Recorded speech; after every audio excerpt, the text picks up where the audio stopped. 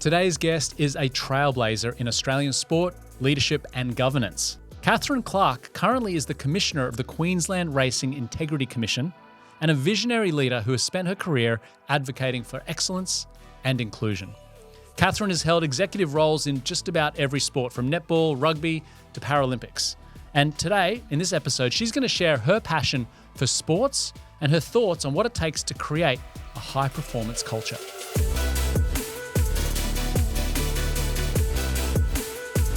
Catherine, so lovely to have you. Now, you have a fascinating job. In fact, really, you've had many fascinating jobs throughout your career. But let's start with right now. Can you tell us a little bit about your role in the horse racing industry? Thank you for having me. My current role is the Queensland Racing Integrity Commissioner. Woo. Yes, it's a bit of a mouthful. It is. QRIC for short. And I've been in this role now for about 9 months. And tell me a little bit about what you do in that job. It sounds very fancy. I hear the word integrity, but unpack that for me a little bit. Yeah, it is. I think really racing's part of the wider sport community. So, and integrity is taking on a bigger profile across the sporting landscape. So what we do at the Queensland Racing Integrity Commission is we look after fairness, safety and animal welfare. So in Queensland, we know that we've had some issues in the past with concerns around animal welfare. So that's a really big part of what we do. So as an example, we will go out across Queensland, which when you're in a role like this, we realise just how big we are. And we do kennel and stable inspections to make sure our animals are being treated well and within the rules of racing. And then we look at race day environments. So we might look at whether jockeys are riding their horses with enough care for their other colleagues on track. So careless riding, enforcing and upholding the rules of racing is also part of what we do. And then more familiar parts for those in the sporting industry are things like anti-doping. So making sure there's a level playing field and no one's using performance-enhancing drugs. Absolutely. And fairness in horse racing, I mean, it's an industry that's littered with, a bad reputation for many, many years and decades. Mm-hmm. Do you think it's getting better, or is it a constant challenge to make sure that racing field is a fair one for both the jockeys and the fans? I think racing has a bit of a bad rap sometimes. So it's a bit like sport, where the salacious or controversial stories sometimes take up majority of the headlines, when actually 95% of participants are doing the right thing. Racing is a massive part of Queensland and Australia, $2.5 billion industry just in Queensland, from the Torres to the Tweed Coast out to, Mount Isa and Longreach, which I visited recently. So most people do the right thing. I think what Queensland decided to do is to have a standalone integrity body that was separate to the commercial arm. And I think that's been really important. And if we see what's happened in the Australian sporting landscape, the Wood Review looked into match fixing, court siding, these new terms in integrity, and out of that came the Sport Integrity Australia arm. So racing in Queensland was really a front runner.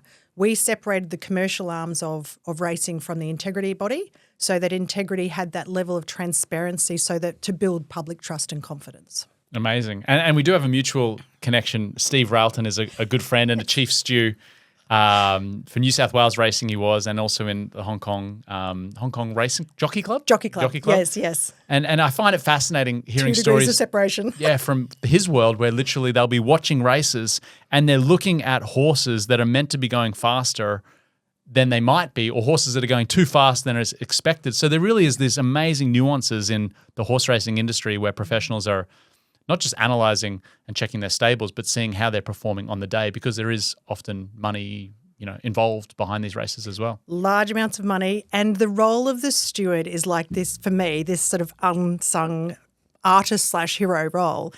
Art and science, because they know what they're looking for, and I think that Steve Railton's a perfect example. I work with... who's a Nudgee? His son, he's the father of a Nudgee old boy as well. His son went here. I'm finding there are many Nudgee old boys littered around the racing fraternity, but Kim Kelly also is at the Hong Kong Jockey Club and knows Steve very, very well. And I think, this is a great profession, stewarding. So they've got an eye watching what's playing out on the track, whether we're talking about, the greyhounds, harness or thoroughbreds. There's also a huge amount of data involved now around wagering integrity, because there is a lot of money resting or to be won, but also on track and off the track. Yeah. And then it's an interesting career. Is it one, like, what would you say to young students listening that are like, I'd be interested in getting into horse racing? I mean, there's dozens, if not hundreds of tracks around Queensland and Australia. So is there a career in the horse industry or the racing industry for students that are interested? Absolutely. I sit here in my job now going, why did someone not tell me there was an alternative to being a Jillaroo? I wanted to go out and ride. I loved animals. I loved riding. I grew up doing camp drafting and dressage. And I think for anyone out there, and Nudgee does an amazing job here with animal husbandry and, the work that we do in the agriculture area and kids from regional Queensland. Well, we have over 120 tracks across Queensland. We have a workforce at Currick of about 300, and I am desperately trying to attract new talent into stewarding professions. And it's kind of like a applied sports lawyer. You are upholding the rules of racing. You live out and about at tracks, so you're busy. You're not in an office. You're not stuck to a computer. But a lot of it is very similar. I did, law and criminology earlier in my career. I know it's like a tapestry of weird and pick-a-path adventure stories. Exactly. But I think that it would be a fantastic thing for if there are, young kids out at Nudgee who are thinking about a career, who don't necessarily want to be locked in an office or are not sure what they want to do. We are looking for cadet stewards to work for us. So that's my big shout out. I love it. I feel like we're at a job fair, but no, but it's a great message. I mean, my brother was involved in the cattle club. Agriculture has played such a big part in Nudgee's history. And it sounds like it doesn't matter whether you have interest in law or in statistics or in working with animals with your hands. There's a role in the racing industry that could fit you. It's like similar to sport. We have lawyers, we have accountants and finance staff, we have business operational staff, we have an IT department. Yep. So literally, we probably could take someone, just regardless of the industry you're looking for, you could find a job in racing. I love that. All right, great shout out. So how did you become a member of this community, of the Nudgee College community? Take us back there to how your time started being involved in the college. Well, having two boys was the starting point, but my son started in Year 5. He's in Year 6 now. So at Nudgee, we were looking for where we wanted to, I guess, give him the best opportunities in life and also our aspirations for him to make the best of himself. I have a very strong personal belief, as does, shared by my husband, who has led the same of being your personal best. And we came to a Nudgee open day and we saw just the extraordinary opportunities. There is such a diverse range and we loved that because then he can find his own path. We were very worried, both of us coming from sport. I was a hockey player. My husband ran for Great Britain in track and field. We were very reluctant to push our kids into sport because we didn't want to be that kind of parent. And we came to the open day and we're looking at the agriculture, the technology, like all these things going. And then the sporting facilities were pretty schmick. So, yeah, that was a big selling point too. You mentioned your sporting career. Talk me through that. So you're a hockey player, probably amongst other sports, I'm assuming, but hockey was one of your passions in your teens? Yeah, so let me just put this, not ice hockey. You have lived in America for a while. Yeah. So, yeah. Field hockey. Field hockey. Yeah. I was told I was too short to play netball. Oh. And that was in primary school. Rude. And it's one of those sliding door moments where the lady who was running the hockey program, later on, her son became the captain of the Australian men's hockey team. So Judy Reid was a teacher at my school. I was a very fast runner, and she put a hockey stick in my hand and said, could you just go on the wing and just take the ball up? I had no idea what I was doing. But I took that opportunity, and I think 2 years later I made my first Queensland team and we went to Sydney. Amazing. And I had a tracksuit. I had these amazing Puma things with Qs on it. I was sold. I was like, if this is hockey, I love it and I want more of it. And how far did that career go? What were your aspirations? Well, it was like literally every piece of silverware. So it was a really competitive time. Half the hockey roos were made of Queenslanders. So I had one of those sliding door moments again where I had to choose what I was going to do with myself. And luckily, our Queensland manager said, look, you're a great hockey player. This isn't like the end of sport. You've got to be more than just making these teams. Sharon Simpson was her name, and she was just that was such wise advice. And a job came up in the Netherlands, and I had never left Australia. I applied. I went through the recruitment process, and then I moved myself across the world to live near Amsterdam. and play and coach hockey professionally for a while. Amazing. What a great adventure. Unexpected. No, those right? are the sliding doors in life that happen and you're like, okay. And sometimes you just have to walk through them. I always say to people, you got to walk through those doors. I always say yes to opportunities because you never know where they might lead to. And I think very rarely you regret taking some of those risks in life. Well, let's talk about, sports and some of the sporting bodies that you've been associated with since hockey.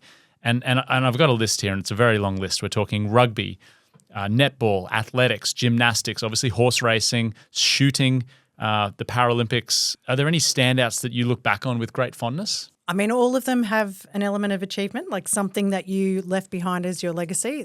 That's important. I think the first one I'd say, I came back from Holland and went, oh my God, you can work in sport and get paid? Like, did someone not tell me this? And I struggled to get a job in Queensland in sport. Is that right? Yeah. And it was harder, I'd say, back then, even as a female. Like, I couldn't play. I went to the Matildas. I went to pretty much every game I could when the Women's World Cup was here. Yeah. But when I was young, one of the reasons I went and played hockey is that you didn't play soccer as a girl. Whereas we dial it forward and you see how women's sport is coming on from a commercial sense, but also, access to NRL. We have Women's State of Origin now. That it didn't exist when I was coming through. I realised you could get paid to work in sport, and it took me from doing criminology, and I applied for a job in New Zealand because I couldn't get one here in Australia. And I started at the bottom and I worked my way through. I was a completely accidental CEO. And your comment about seizing the opportunity, I went in on a contract for government actually to help gymnastics New Zealand turn around its business and work out kind of what went wrong. And then the chair just said, could you please stay? I didn't aspire for a title. Yeah. I did my best. I'll give anything a crack. If I don't know what I'm doing, I have no ego. I'll ask someone, you're a producer. I want to do this. What do you think? Yep. So, and I think that combination. And was that your first CEO role? That was 28. First, totally green. Didn't know what I was doing, but he had faith in me. And I think sometimes that was a big lesson to me about chasing titles doesn't always make you fulfilled. Yep. Chasing adventures or chasing opportunities. And sport is this, in a way it's like a drug because it's the agony and the ecstasy, but you don't know the ecstasy unless you've had the agony. And so when you get the privilege of helping athletes strive for their dreams and you are with them on that 4-year cycle between games, that was the coach in me. I absolutely loved the privilege of being able to help them on their journey. And like literally you are holding your breath while they're on the beam finishing a routine, hoping that they get their PB and that they leave that everything out there. So getting in that CEO role was about how do I allow more people to have more opportunities and give New Zealanders, now Australians, the very best opportunity to be on the world stage and deliver those dreams. And so that was the first CEO gig that led to all the others. More from Catherine in a second. Now, if you are enjoying this conversation celebrating women in sport, be sure to check out episode 4 from our Alma Mater series, where we sit down and talk to Australian champion swimmer Karen van Werden. It is a fantastic conversation, and you can find this episode and more on our Unscripted, the Nudgee College podcast channel. And I thought, here we go, the underdog, let's go. So as I stood on those blocks, I thought, I can do this. I can actually do this. Blocked out all the noise and everything and just swum my own race. And that's how it happened. What a great message. I've just written down, that's such a great line. You don't know the ecstasy until you felt the agony.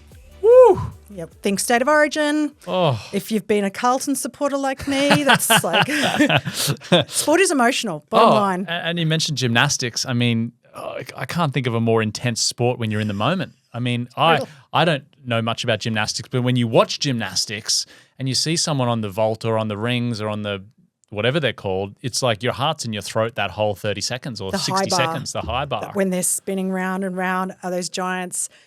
I don't breathe sometimes. You kind of don't realise it, but that's the beauty of it. And these athletes train for 4 years for 40 seconds. Yep. You know, all swimmers, you know what it's like swimming. Absolutely. You can miss out on your dream by 1/100th of a second. It's punishing, but that's, the pursuit and that search for it. That's the drug that keeps you coming back. You know, you just took me back. I finished in 2000 and we had, obviously the Sydney Olympics were in 2000 and we had Damien Istria, who was a gymnast at Nudgee in year 12 at the time, who went and competed for Australia at the Olympics. And I just know how much, the dedication and what a phenomenal opportunity. Speaking of gymnastics, you then, obviously you were with New Zealand Gymnastics, and then also Gymnastics Australia, you were invited to go to the London, would have been 2012 Olympics. It was. I'm very grateful I went to London because it was the turning point for the Paralympics, which I didn't know a lot about. And London, I think, was just an amazing games that, wind it forward to the last few years where I've been talking about 2032 and through being the spokesperson for Paralympics Australia, is that we have this phenomenal opportunity to deliver the most inclusive games the world has seen. That is our opportunity in 2032.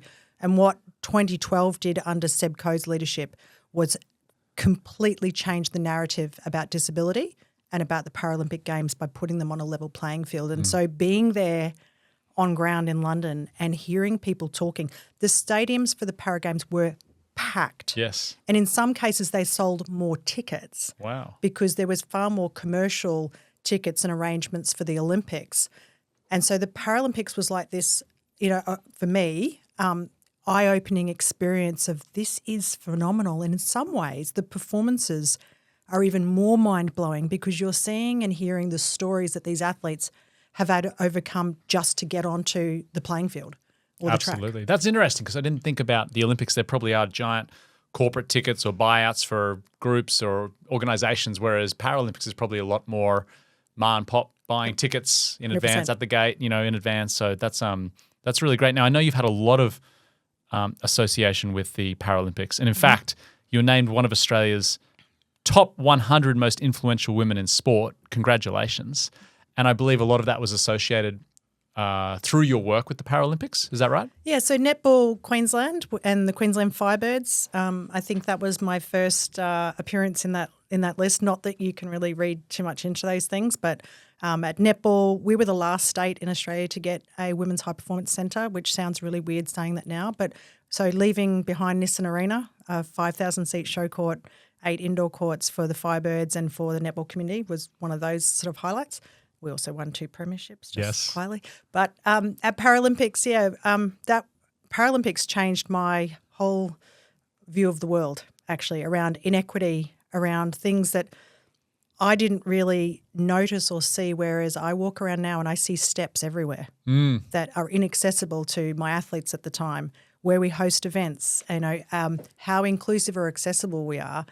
And my favourite quote out of that was, "My obvious is not your obvious." Yeah, and that's great. I carry that with me all the time now, trackside, everywhere. So through that, we doubled the funding in Paralympic sport. So again, you don't always choose where you pick up the baton. You doubled the funding in Paralympic sport.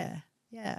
But you got to take the baton forward, right? So the whole idea in any of these, the pick a path story that has been my career, I'm probably a career counsellor's worst nightmare, just quietly. But every time you say yes to those opportunities, you try to take the baton forward and leave it better. And in Paralympics, we've got a lot more resourcing going in so that we field the biggest team possible in 2032. Let's talk a little bit about your philosophy on sport, on achieving your goals. And I think it can relate to anyone in this school, whether you're in grade 5 or you're a parent that's in their own workforce or work life. You said to me offline that personal best is a prerequisite. Unpack that for me a little bit. Yeah, I think in it, I get asked a lot of questions in my previous roles, all of them, about medal tallies, and the same is here in Australia. We're obsessed with medal tallies each 4-year cycle. You'll be familiar. It's headlines, right? Yes. It's the cheap, quick headline. It's the click, to see the medal tally. It absolutely is. And when the athletes come back, did they meet that or did they not? My personal position, and again, I think this has a lot to do with the values that my parents instilled in me, was that you can always be proud of yourself if you've done your personal best. Yeah. You're also the only person who knows whether you really have or not. So in my organisation now as commissioner, we've just gone through our strategic planning process. There's probably a lot of parents online who, listening that have gone through these things. And we have values. So we have one which we have selected, excellence. A prerequisite to excellence is personal best. So you can make these values live if you provide the guardrails for how to get there. And if every single student at Nudgee brings their personal best every day, it's going to be overwhelmingly successful for the school and every single one of those students. And so whether it's us at home or at an organisation, I think, my parents instilled in me that if you want opportunities in life, you have to work, and that the personal best is your choice. No one can mess with that. So you can't blame anyone else. That's up to you. I'm looking at our producers. There's the headline or the tag for the episode. That's some really great advice. And I hope the people listening to it are inspired, because I certainly am. I don't think it matters whether you're a swimmer, whether you're in a band, whether you're studying for an exam, but being able to do your personal best and know that you've done the preparation and you've shown up and given everything you can. I think that's the most important takeaway. You've worked in some amazing environments and it's envious, rugby, netball, gymnastics, and these are all, high performance cultures. What's your outlook or what do you do as a leader to help curate and create these high performance cultures that you're part of? I think that the first thing is around trust, really. Well, that's interesting. What do you mean? High performance, you have to trust either the rules, are they fair? Mm-hmm. Can I achieve my best? Well, if I'm not on a level playing field, I can't. So even if you're an individual athlete, at the heart of that is around trust. If you're building a high performance team, you've got to have clarity of where you're going. You can't win a rugby game if you're all forwards. So you've got to have some diversity of skill sets. Yep. What game are we playing and how are we going to win? What's the game plan? What is your role? Know your role. And I'm going to trust my teammate to do their role so I can do mine. One of my coaches said to me in my 20s, make the player next to you the best player on the field and you'll have the best game of your life, Kath. I was the captain of the team. I was having a really shocking first half. That piece of advice that he gave me, I went back on the pitch and all I focused on was making the girl next to me the best player on the pitch. And you become a better leader by making others shine. And I think if they have faith in you that you care about them and their performance, that you're not going to let them down. I wasn't the most talented player, never. But I worked harder. And if I lost the ball, I would get on my bike and I would get that ball back because I wasn't letting anyone down. So I think that trust in if I look at the Reds, Les has built high-performance foundations in our Reds team because every single player knows that he's got their back and that they can trust that he's done the work in the strategy and the game. They can trust each other to bring their best on the day. And I think from trust you can build extraordinary things. Oh, what great advice. I mean, it's a real skill, an asset you have as a leader to have that ability to elevate the people around you and encourage them and give them the trust and faith to go out and achieve and do their best. And I kind of agree. My style is similar to yours where it's like, I don't want to do all the work. Like we've got great people around us. Let's empower them to knock it out of the park every day and be creative and to perform and to surprise. So know your role, play your role, right? Yeah. And sometimes your role is to be in the back seat and to let others who know more than you. That's where ego gets involved. I go back to that 28-year-old who stepped into the CEO before I was anywhere near qualified or ready or deserving. But I had no problem asking for help. And if I didn't know, I'm more than happy to go get someone smarter than myself. And I didn't realise that was a skill or a trait that was valuable. Look, I'm just thinking about your career, and there's so many students at Nudgee that would probably love to work in sport. But I think the other great takeaway for listeners is that you don't have to be an athlete to work in sport. There's roles for lawyers, for accountancy, for economics, for people that are interested in rules and fairness. So marketing, media. Marketing, oh, absolutely. So I think it doesn't matter what sort of passions you might be developing during your time at the college. Definitely think of sports and sports industries as somewhere you can explore. Particularly in this green and gold decade ahead. Absolutely. Oh, speaking of which, my goodness, the Brisbane 32 Olympics. And Paralympics. And thank you. And look at that. That's my subconscious bias, coming through. You won't forget it again. No, Here's my hack for you, Wes. If it's too big a mouthful, and anyone who's listening, instead of saying 2032 Olympics and then going, and Paralympics, just say the Games. Okay. Or 2032. Nice. Great. Look at us. We're always shortening everything in Australia. Like, how do we make it easier and shorter? That's right. What are your thoughts on the Brisbane 2032 Games? And what are you nervous about? And what are you most excited about, in the lead up? I mean, what a phenomenal experience it's going to be. I'm looking at my boys who'll be sort of 18, 19. The world will come to Queensland.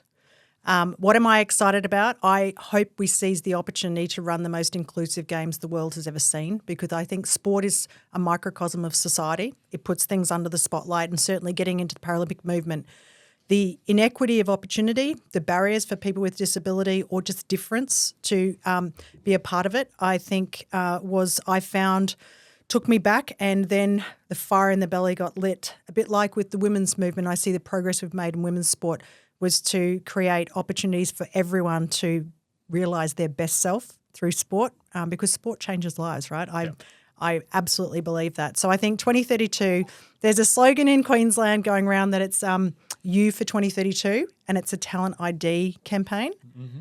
My advice is You for 32 is what's your personal best. Whether you are like me in your 40s and it's about running a marathon, it's about going to Pilates, it's about my now 11-year-old and maybe whether he wants to be on the sport climbing team or, wants to be in the rugby sevens. 2032 has something for every one of us to look at that green and gold decade and go, where do I want to be in that time? What is my health and well-being? How many events you can go to, how many parts of Queensland we can showcase. So I think it's a truly exciting once-in-a-generation opportunity for this state.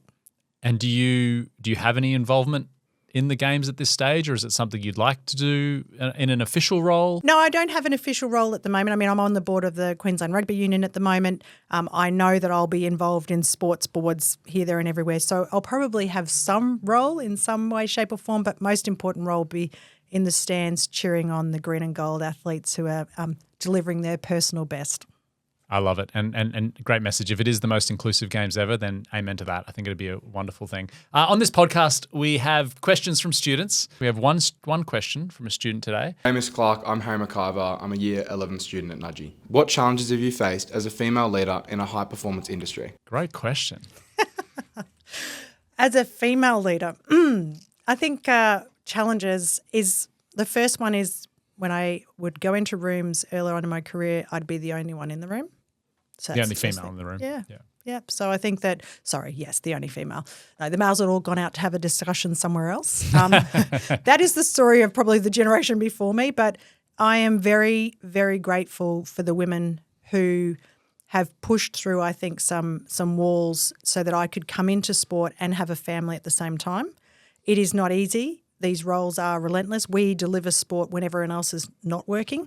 Mm-hmm. So it tends to be a 24/7 kind of gig, working with, netball, 10,000 volunteers to deliver your product. There's a lot of presence that you need to have, and juggling a family at the same time. That working environment hasn't always been available to women, and it's very hard to get into these top-level jobs.